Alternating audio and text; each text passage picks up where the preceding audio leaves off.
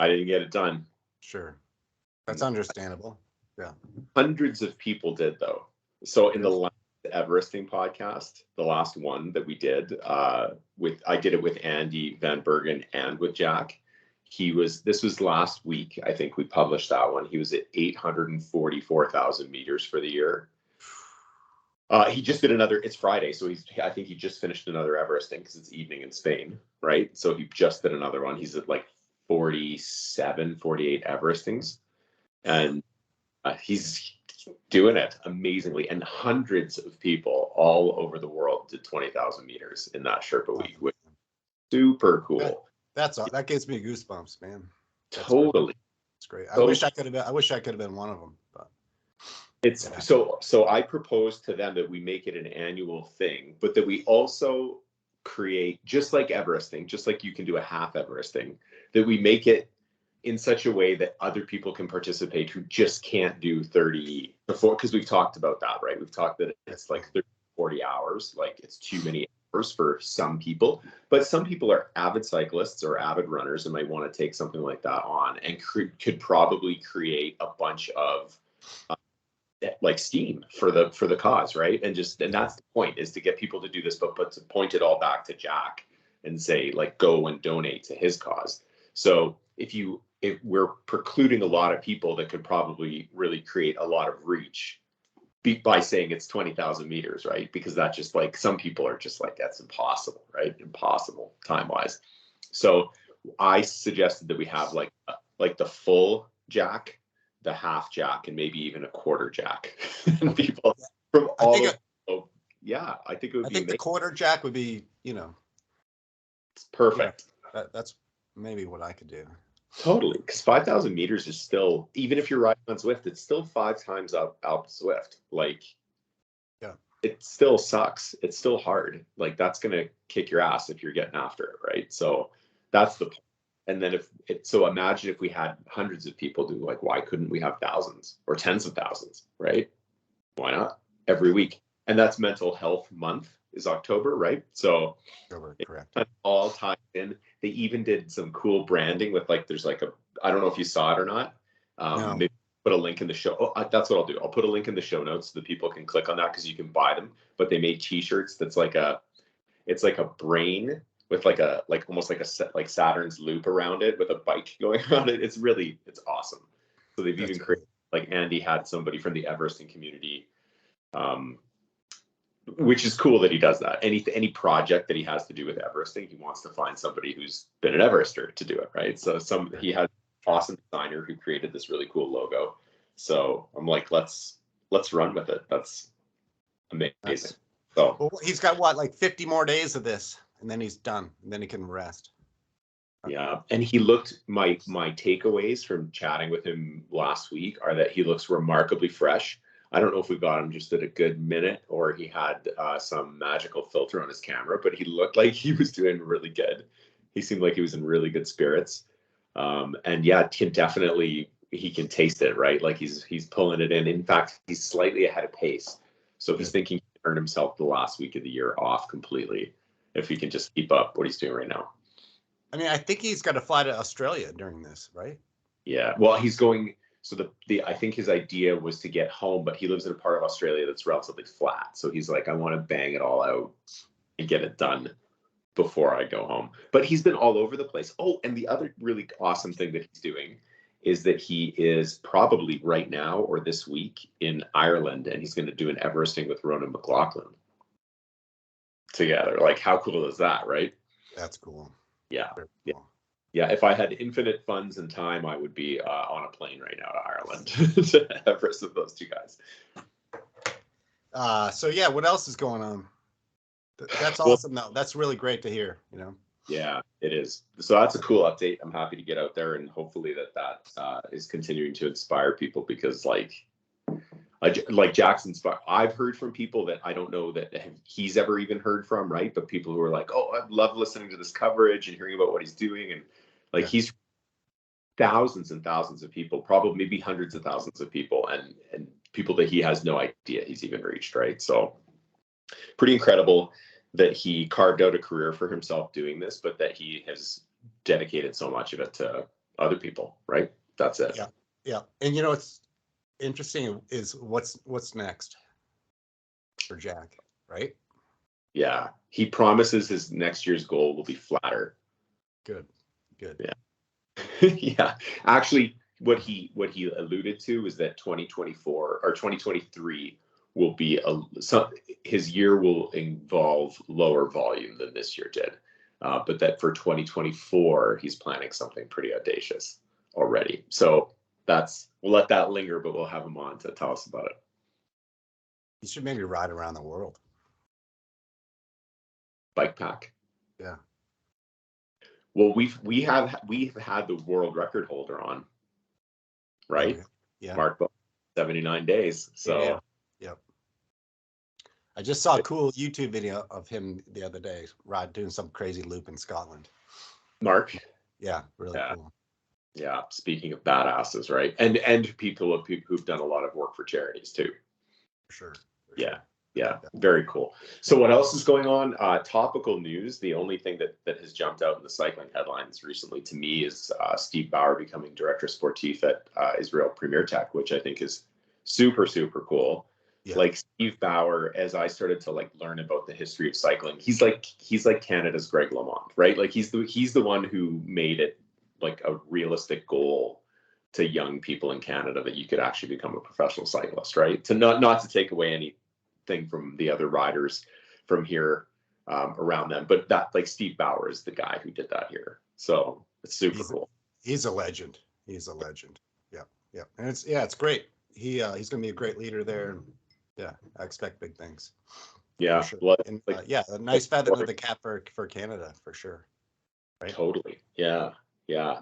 So it is this funny sort of pseudo Canadian team, or at least heavily Canadian influenced, and Hugo Huel's still on the team this year. Mike Wood's still on the team this year. So Chris Froome's back this year too. Obviously not Canadian, but yeah, it's a fun team to watch. Very, very fun team. I feel like Canadian cyclists have been doing, better than ever over the last few years. Wouldn't you say? Even on the track, they're doing well. Yeah. Yes. Definitely. And in gravel, like Adam Roberge is, he's going to be at the very top of every gravel race that he enters and doesn't have a mechanical in for the next 10 years for sure, if he wants to, so, and he'll get some big wins. I have no doubt either. So yeah, it's exciting. Like we've never had this much talent out riding at high levels. Yeah. From track to crits to, the world tour. Yeah. It's amazing. So that's what's happening in the news to me that's jumped out recently. And then just at this time of year, we were talking before we started to record that I thought maybe it's time to talk a little bit more about 2023 goals heading into winter here. We were both kind of sort of bitching about the weather. You're probably more excited about it than me because you ski more, but it's at this time of year, it's like I'm searching for ways to stay motivated. And I think a lot of people that listen to the podcast are too. So I thought maybe it's worth talking about some of those things. And the other thing I get is messages from people. I get questions in my personal life from people. And then I also get messages from listeners about like routine. So maybe we can talk a little bit about that too. So sure. to begin with, let's talk about routine, because at this time of year is where, in my opinion, it's the most important. And like, we don't live in the same city, so I don't really know what your routine is that much. But it's obviously pretty good. Like you look like you could still go race bikes. I know I only see you on a little screen, but like you look like you're in as good a shape as ever. What do you do in your routine to make that work? Because you don't look 51, man. Like not. Oh, thanks, man. I don't, I just try to get outside every day, when I can. I've been sick recently, so I've had a nasty head cold. So yeah, or about raking leaves. Last weekend was about as much activity as I've done. But yeah, getting outside, jogging, riding once in a while when I have a little bit more time, but going for a hike, Missoula's got some great mountains around. But getting outdoors, getting some sunlight, I like that. I'm not a big fan of riding indoors, but You know, if I have to ride indoors, I guess I'll do it. But I've seen your mind change a little bit on that over the last 3 years. Like you're starting to become a little more curious about it, I would say. sure, for sure, Yeah. for sure. I mean, I hear Zwift is like a ton of fun and people love it. People love You it. really should. People, You really I should. think people like who was that? I've heard from all sorts of people who come out of the winter stronger than ever. You know, who show up to whatever a charity event, or if they're still racing, they show up in April and May, and they're just killing it because they've been riding on Zwift all winter and just are really strong. So that's awesome. They say indoor riding is more fun than ever. You know, I still remember it. I still remember indoor riding as being just so difficult and so hard mentally. Just not only physically but mentally. Yeah. I was never a rollers guy, but I did have an old mag trainer. You know, and I set it up in front of a TV and you pass the time, but I was riding with the heart rate monitor. That's it. And just, you know, sort of blindly, it's better than nothing. Zwift is way better than that. There's people that only ride on Zwift, which is amazing to me. That kind of doesn't make sense. Like, no offense, but like that's kind of weird. It almost seems like it would be like only playing. I don't golf, but it would be like if you only ever played in a simulator. Like, what are you practicing for, right? Like that's sure weird to me. But you know, for those people that don't like to, maybe some people don't like to ride on the road at all, or to race on the road at all. But they'll race on Zwift. They're on teams on Zwift, and you know, that's great. And that's, you know, one of my friends' wives is never raced on the road or on a mountain bike, but got into Zwift, and like it's huge. And now gained confidence on Zwift, and now is racing outside, and that's awesome. That's awesome. Yeah, because it's obviously way safer, right? But it's a much more interesting world. I mean, ultimately, it is like it's a game, right? They've built it into a game, so it's a really cool training tool. But it's as much of a game as you want it to be. But I ride on it enough that I care a little. Like I care a little about completing routes and stuff. Like if I'm going to spend some time on it, why wouldn't I ride a different piece of it? Even though I'm not actually literally looking at Zwift a lot of the time. Sometimes I'm working, sometimes I'm watching a show, pass the time. But like it's still a trainer. It still is. It's not outdoors, and it's not the same thing. And three hours indoors and 3 hours outdoor is a completely different mental experience. I am counting the minutes on a 3 hour indoor ride for sure. Where outdoors, I'm getting back to my house and I'm like, I wish I had another 3 hours almost every single time, you know, almost every. But if you do like to get outside and you're in a winter environment, you know, there is a fat bike there. You know, I got one a couple years ago, got one pretty inexpensively, and it's pretty awesome. It is pretty awesome, and it's a lot of fun. You know, riding outdoors in the winter when it's snowy conditions, it's pretty fun. It's really quiet. You know, all about having gear too. What's that? All about the right gear, right? Because you went all in, right? Like you got the. I went all in. Yeah, I got the boots and all that, and you have the those things that go over your handlebars to keep your hands warm. Yep. Well, let's transition the conversation a little bit to goals then, because I think was it 2 years ago you did that fat bike ride? Didn't you do like 118-mile fat bike ride a couple years ago? Yeah, I did. It was some virtual charity event. Yeah, I can't remember the name, but it was like I think a Norwegian charity event. You got anything like that in the cards this year? No, not yet. But I like stuff like that. You know, with a 1-year-old at home, it's hard to make big plans like that. But I think you've got a few plans. That's what the rumor on the street. I'm debating some plans. Can you talk about anything yet? I definitely feel like I need to kick myself in the ass a little bit. Not that I've been slacking off, but without a goal. Like I did a huge ride in June. I knew I was going to do it. We planned for it. We executed it. We got it done. It was awesome. Was it 300 kilometers? 400. Yeah. It was a big ride. 17 and a half hours, I think, on the road. Just incredible. Like such a cool experience to push so far that you're, you know, all the, like we've talked about this before, right? But where the margins matter, That's where it becomes fun. Like you can always get 100 miles done, even if you know, like as long as your bike doesn't explode, you can always find a way to get 100 miles done if you've got all day. But 245 miles, you need to get it right. You know, you need to get the nutrition right. You need to get it right. Equipment, all of that stuff. How to deal with the weather, where to stop, when to stop, how much to eat. Making sure your equipment's ready to go. All of it, right? And you need some luck. You need the cycling gods to be smiling on you to have all that stuff work, right? So those types of things are amazing. But I've also been thinking that I need that, but I also need something that's maybe a little more. I'm going to give two people credit for the inspiration, but I feel like I need like a year-long goal, something that like really keeps me in it. I don't know why. I might regret this, but I'm kind of thinking that I need something like that. And credit to Jack Thompson, big time, for that motivation, because it's really intriguing to me to have to.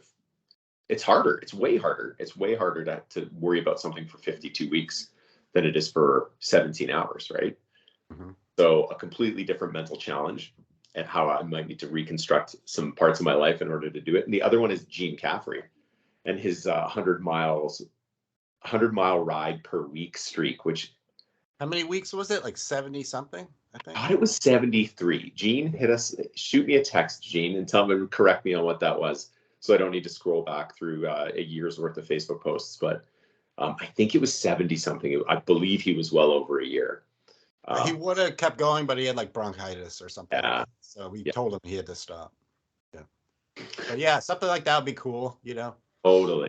So I'm kind of thinking like that. Now, I can't do, first of all, I don't want to do what somebody else has done. Like I want to think of something that's like my little project, but I probably couldn't commit to, well, I certainly couldn't commit to 1,000,000 meters. That's insane. But I also probably couldn't commit to doing 100-miler every week either, because that's a solid 5.5, 6 hours. That's a lot. Weirdly, I was kind of thinking that I might try and do, I'm scared to say it out loud because once it's recorded. Yeah. Thinking about maybe trying to do 100 kilometer rides in the year. It's like two a week. Two a week. But then I had to break it down in my mind. You can tell that I already have given this some thought, that I couldn't do. I would have to do 100 kilometer days. That would be the caveat, right? Because there'd be days that I need to break it up, right? Because I can't do it every weekend. I can't do it every Saturday and Sunday. That's selfish. That's not going to work. So I need to do it probably one every weekend, one every weekday, right? So not every weekday, but once a week, I need to do one during the week, one during the weekend, right? To get 2 a week. Then it's 2 weeks off. So that's 50. A lot. That's a lot. That's a big commitment. It's gigantic, right? But if I could do, the days that I commute to my office, I can easily do 65K on those days. That's just the way that I'm doing them anyways. So I feel like I could turn those into 100Ks. But for context, I probably did 10 100K days this year, and I probably did another 15 days that were like, I probably could have rounded them up if I was trying, right? That were like 75 to 90K, but I don't care normally, right? Sure. So it would be like doing probably, times 4 what I would have done this year. So definitely a huge challenge. So I'm kind of thinking about doing that. And then I would try and, that's 10,000 kilometers just on those rides, on those days. Even if you did one per week, that would still be impressive. Yeah, it would. That would still be more than double. Well, no, it would still be times 5 what I did this year, but more than. I rode 100 miles all year. For sure. You didn't do 100-miler? No. Yeah, I did next year. I'll do one. I did a few. So kind of think about something like that. Suggestions, people, reach out. I say you do one more big long one. Like that. I think that was good for you. Yeah. So, and then yes, smaller goals for sure. So Laval saying, I don't know if I've talked about this on the podcast, but Laval and I are thinking about doing a big one, big ride. Way bigger than I've done before. More elevation. Ride down to Missoula, and then I'll ride you guys back. Mate, watch out. If Laval hears this, he might start making. So yeah, that's it. That's what's up. So I hope everybody has a really good training season heading into the winter here. We'd love to, and again, reach out. We'd love to hear about this. If you want to hear more of like a breakdown of like what does an actual routine look like when do I get up? When do I weekend rides? How do I sort of stack training? Things like that with your help and with gyms, and how have I sort of dialed it up over the last couple of years? Because I really have. Like I was pretty fit and active for a long time, but the last couple of years with your guys' help, it's been amazing. So I can't believe it. So you're a really good goal setter, Pete. You've always, it's for as long as I've known you, you've been a goal setter and pretty good about. We're really good about it. I don't think there's been a goal that you've gone after that you haven't achieved. Maybe minus Jack's. Minus my 1,000-meter week, which that is an IOU. That is an outstanding. But you tried it what, 3 times? I think. Yeah. And I just had to abort, right? Like I feel like I need a week off to focus on it, or mostly focus on it, right? That's kind of what it would take. Yeah, that's reality. Yeah. So. But yeah, maybe I don't know. Around New Year's we can talk about goal setting, and you can give us some of your tips. Let's get deeper into that. Some of the daily routines, how I literally like write things down, keep track. I know that people take away, like we can talk about things from like a higher level, but like getting granular on some of this stuff, I think some listeners appreciate that. So if people reach out, tell us how you'd like us to break that down, because I'd love to talk about it and how I fit your guys' training methodology into a very busy life, but use that methodology to build to bigger goals, right? And it's amazing how, if you're methodical about stuff, how it can come true, right? You can do a lot more than you think. So that's what I'd be happy to get into. Yeah. All right, brother. Hope you feel better really soon. Thank you. Yeah, thank you. All right, man. We'll talk to you soon. Have a great weekend. Hey, buddy. You too. Take care. See you, buddy.